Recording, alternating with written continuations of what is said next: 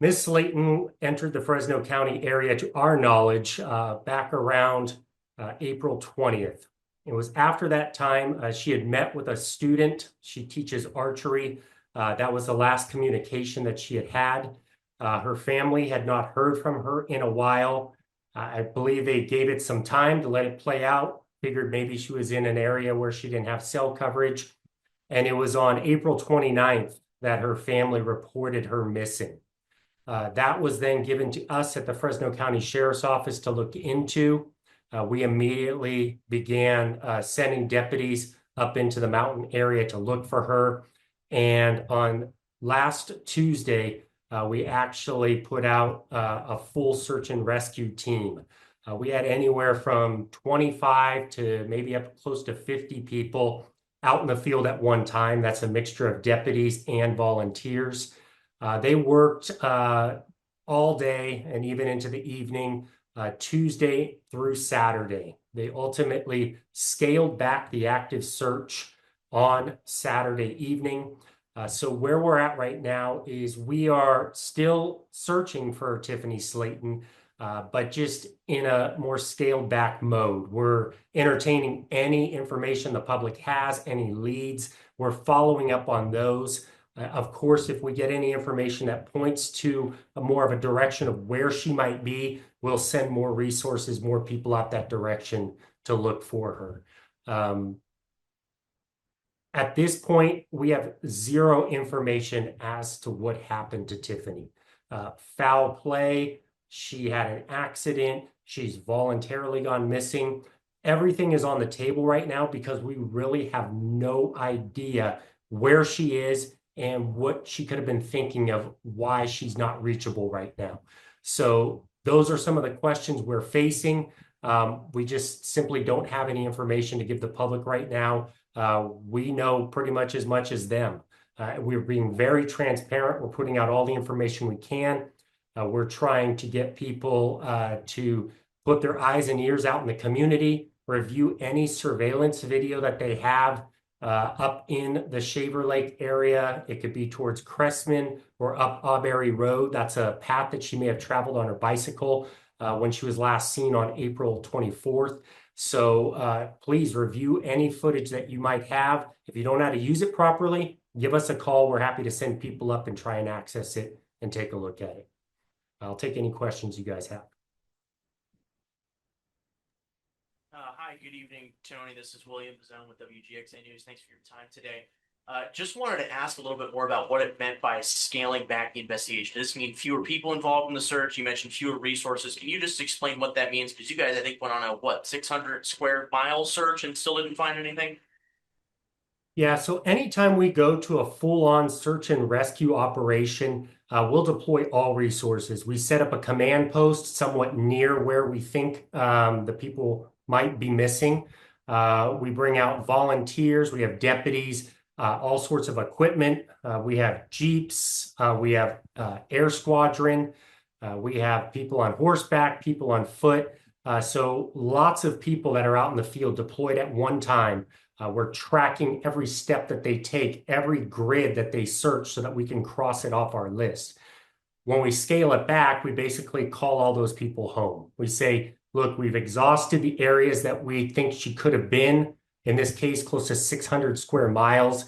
We didn't find any clues. So let's take everybody off the mountain for now, get some rest. We'll continue to investigate. And if there's reason for us to send that team back up and do a larger active search, that's what we plan to do in the future. And then just a quick follow-up question here. Where she was last seen, the area, I think Shaver Lake, is that one that you guys have seen a lot of things happen in? Have people gone missing up there before? Have there been reported accidents? Is this a known place of just kind of issue in the past for you guys in Fresno County? So Shaver Lake is just as you're starting to get into the forest. So Shaver Lake on up into Huntington Lake and then beyond. We have a place called Kaiser Pass, and then there's Popular Lakes, Florence and Edison. These are all heavy brush, lots of trees, lots of steep cliffs, lots of granite. So they're popular outdoor places for people to go hiking and biking, but it is easy to become lost. If you're not familiar with the area, if you don't have the proper equipment, such as GPS to put you back on track, if you're not prepared with water and food, and maybe you have a bicycle and in her case, it relies on battery power and it's now died. People have lost their way up there before. Shaver Lake is no stranger to our search and rescue team. We're very familiar with it. We do numerous searches up there every single season, primarily in the summer, but sometimes when people get stuck in the snow during the winter. So that's why it's very odd to us that we are familiar with this territory and we did such an expansive search. And, not to even come up with a piece of clothing, a tent, a bike, a discarded food wrapper, an orange peel. All these things you would think that if Tiffany had those and maybe if she was in distress, she'd leave some sort of a clue. We have not come across it. Thank Hi, you. two things. Oh, Go ahead. just a quick clarification first, and then I'll let her go. But you said the search was Tuesday to Saturday. Did you mean Saturday to Tuesday? No, it was last Tuesday and it scaled back on this past Saturday. Oh, yes, you're right. I'm sorry. I'm the one mixed up there. I'll let her go since she jumped in, and then I'll ask my other question. Sure. Hey, I was just wondering if there's any new information. What new information or leads, if any, has come in since the release of the video? Or if the video release has generated any like useful tips or public engagement? So we haven't gotten anything that's been too fruitful ever since the video was released yesterday. What this video basically was is Tiffany had gone through the Santa Cruz area. She stopped at a farm. She met some nice people. She stayed with them for a little bit. And as she hit the trail to start heading toward Fresno County, that's those friendly people from the farm who were following her on the road. They were sharing, some laughs, some nice little conversation. And we were lucky to get that video because we wanted to put that out and just show people, it's one thing to look at an image, but to actually see her mannerisms, see exactly what her bike and her stroller looked like. That was the purpose of that. So at this point, even before the release of that video, we've gotten several phone calls from people saying, hey, I think I saw somebody like this. You might want to check this area. And it's really gone all over. It's been pointing us toward up in the area where we were hoping to find her, all the way down more on the valley floor and some of the urban areas. So we followed up on every single report. To this point, nothing has proved to be valid. So we're just asking people, don't give up. Continue to keep Tiffany in your mind. Look at those photos, that video. And if you can recollect anything, it doesn't matter when you may have seen her, even if it was before we've confirmed that we saw her. We need that information so that we can plug it into the puzzle and hopefully figure out more about where she might be. Yeah, and one last question. Did you guys get any like cell phone pings or anything like that, bank transactions? We have not gotten any good cell phone data off of Tiffany. At first, it's to be expected. It's spotty cell coverage up there in the forest area. But then obviously as time goes on, we're 2 weeks removed, more than that, from last hearing or seeing her. So there's a good chance she's dealing with a dead battery. We've had cases before where we've looked for people who are missing and we found them injured in spots.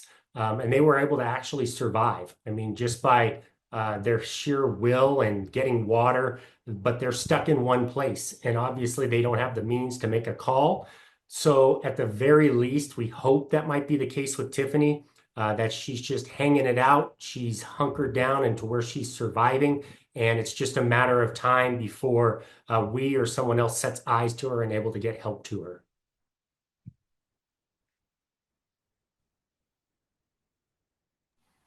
Was there a idea that her family had of where she would have been heading next after Mono Hot Springs, since that whole area was pretty exhausted?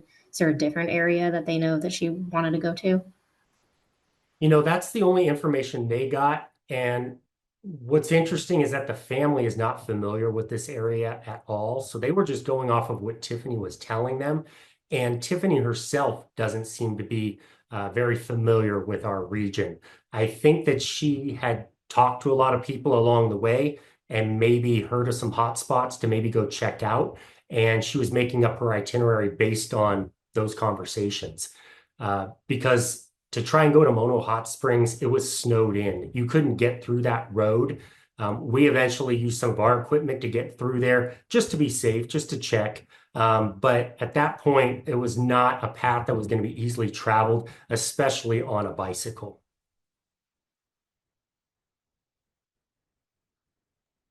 Tony, what's the status of her family? Are they here already? Can you talk about the communication you guys have had with the family? Yeah, our detective's been in constant communication with Tiffany's family. Her parents are very engaged, as is her brother. My understanding is that her brother traveled down from Oregon and was in the area while the active search was going on. At last speaking with her parents, they had talked about coming out here once there was more reason to do so. But I'm hearing that Tiffany's dad, Bobby, might be heading out to our area later this week to meet with us.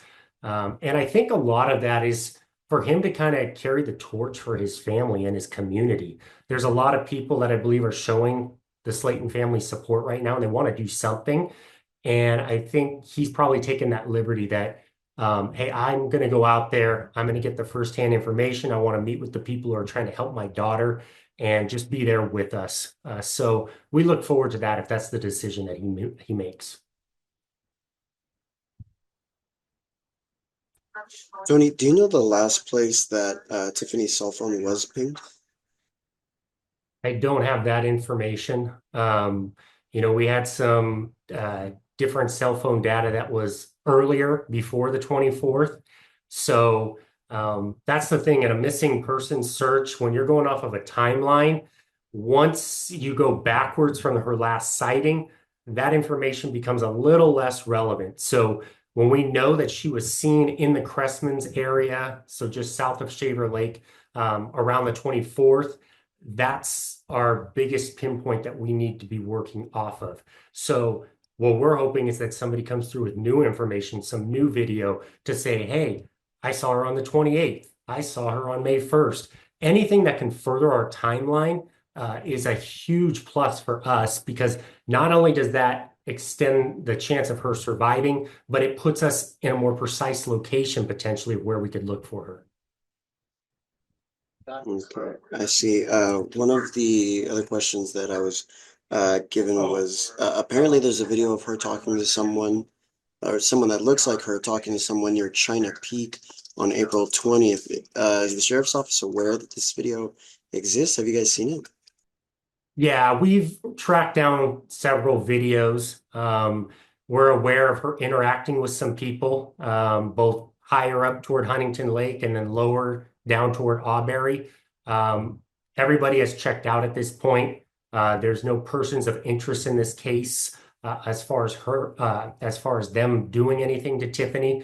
So nothing has led us in that direction at this point. In the little that we've learned about Tiffany's voyage, it seems that she's come across a lot of really good people. She seems very trusting. It looks like she doesn't hesitate to ask for help, and those people have been more than gracious to do so. And throughout the time of her travel, everything has worked out well. And that's what we're hoping, is that she has continued to have good interactions with people. We hope that she hasn't stumbled across the wrong person with ill intentions that's done anything to her. Of course, we can't rule that out right now because we have no information to go off of. So if anybody has any information about that they think that something is suspicious going on here, that they think there is a person of interest we should be looking at, please give us that info and we'll be happy to go look into it.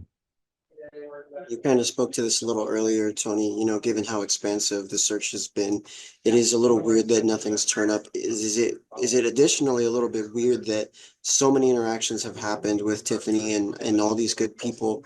And again, that's kind of led to no further evidence. Yeah, because from the little we've learned of Tiffany, she seems to be a survivalist. She knows how to get her way around in strange areas where she doesn't know anybody, make friends, live off the land, be conversational. She definitely strikes us as being an extrovert, not an introvert. So it seems like when times are tough, she's going to reach out and make the best of a bad situation and be able to survive. So that does raise a flag to us, is that how can somebody so outgoing like this and has traveled so much of the world suddenly just vanish? Especially given the fact that we've looked in so many places that she would most likely be. So it's definitely troubling for us right now. That's it for me. Thank you, Tanner. I'm sorry, say that again? Oh, sorry. I was just saying that's it for me, but thank you, Tony. Okay. Kind of just piggying back to what Marco was saying. You guys, from the time that she went missing, well, the time that, you got the call from the parents and stuff, you guys don't find it like odd or anything with the amount of time that it's been since the call came in? Do you mean the time it took from when she was last heard to when her family reported her missing?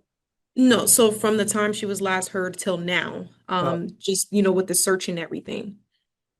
Oh yeah, I mean it's absolutely troubling that we are now getting close to 3 weeks since we have confirmed where she was last seen. I mean, I think any of us would to not know where our loved one is for 3 weeks, zero communication, and then compound that with the fact that she's out in the wildland. I mean, it's not like she's in a city and she's at a house and, in the comforts. We don't know where she is. And that's what is a big concern to us because, not only is it rugged terrain that she's not familiar with, limited communication with cell phone reception. You have wild animals out there that she could be up against, just the elements between rocks and weather and everything else. It's difficult to navigate those elements for very experienced people. And to go off the grid for 3 weeks, extremely troubling. And that's why we are hoping that people out there will just continue to keep her in their minds and keep looking for her. Yeah, thank you.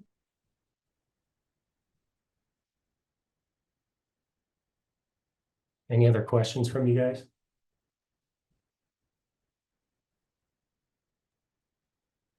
Nope, I think that's it on our end. Thank you, Tony. So I'll just close with this, guys. It's mid-May. Temperatures are warming up out here in Central California. And what that means is that a lot of our people are going to start going outdoors more, which can be an advantage to us. People go up to use Shaver Lake. They go hiking and biking. That's going to be that many more eyes that are out there for us. So we are hoping that maybe someone will traverse an area that we didn't, and they see something. So that's what we're hanging hope on as well, is that we might get that report now that there are more people out and about enjoying the outdoors. For people back in Georgia, that feel kind of helpless, they want to do something but don't know what, I would just encourage them to pray. I mean, say your prayers each and every day. We hear miraculous stories, and a lot of times God and prayer is behind it. So just keep sending those positive thoughts toward her and her family, and hopefully it will be heard and a miracle will be answered.